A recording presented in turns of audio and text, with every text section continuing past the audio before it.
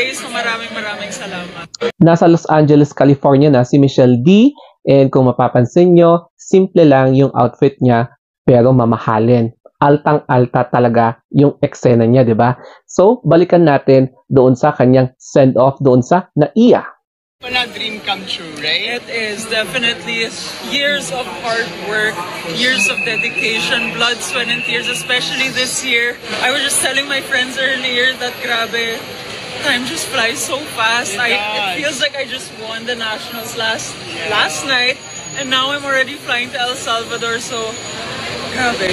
I love that you're wearing the Philippine. Of course. That is a Miss Universe. Philippines! Philippines! Philippines! Philippines! Philippines! Philippines! Philippines! Philippines! Kung mapapansin nyo din, yung kanyang mga luggage, hindi ganun kadami as compared kay Antonia Porcil from Thailand. So, parang 6 lang, 6 or 7, mga ganun lang yung dinala ni Michelle na bagahe. Pero medyo mas malaki siya as compared sa mga luggage na dinala ni Antonia Porcil.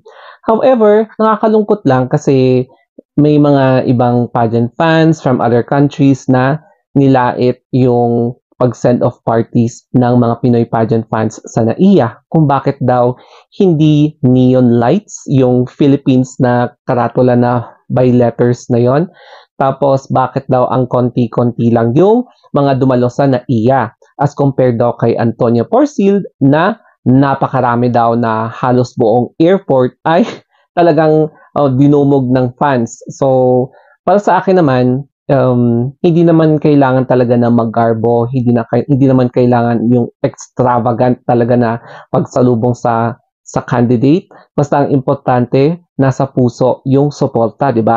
Balikan naman natin yung kanyang golden mystery box na akala ko nung una ay optical illusion lang na parang malaki talaga sa camera pero in real life, hindi. Pero nagkamali ako. Talagang legit ducks talaga siya. As in, malaking kahon siya. Ayan.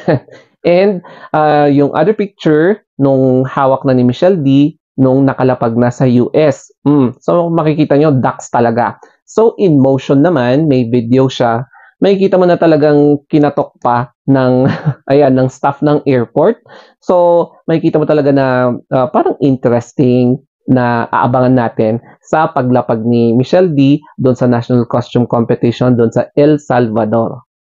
Paglapag naman ni Michelle D doon sa United States via sa LAX, ang sinabi niya is parang nabalikan niya yung past niya kasi lumaki din siya sa United States doon sa Utah.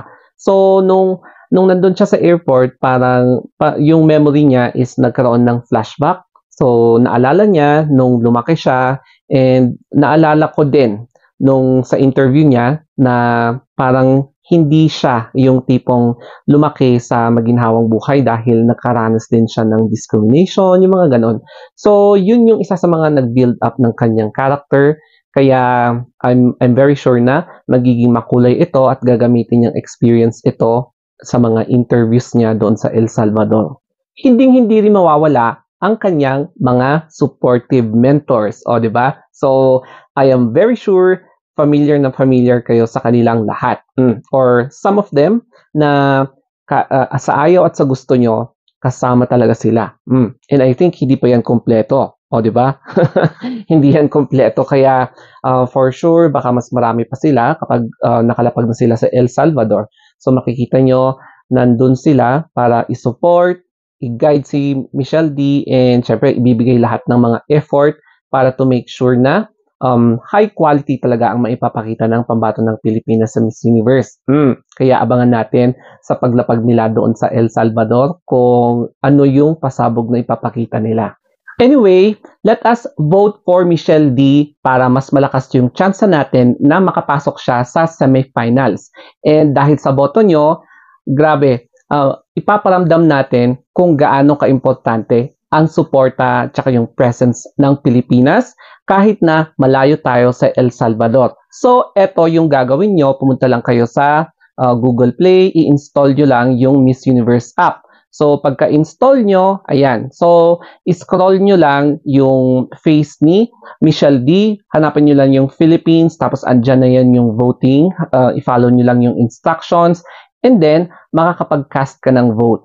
Yung first ata na vote is free, pero kapag gusto mo ulit na mag-vote, may mga magpapakita na package dyan na siguro 30 plus, 30 pesos kapag 3 or basta pataas ng pataas yung price. Pero hindi naman siya ganong kamahal, o di ba? Kung meron kayong pangbili ng 2x2, syempre, meron din kayong pang-vote, o di ba? Anyway, sa mga susunod na vlog ko about Michelle D, ayan, lagi kong i-include itong pa-voting para naman supportahan natin ang Pilipinas sa Miss Universe. So, thank you very much. And sana nagustuhan nyo itong update kay Michelle D. Siguro mag-update ako after baka bukas or sa susunod na araw. Okay, thank you and have a nice day.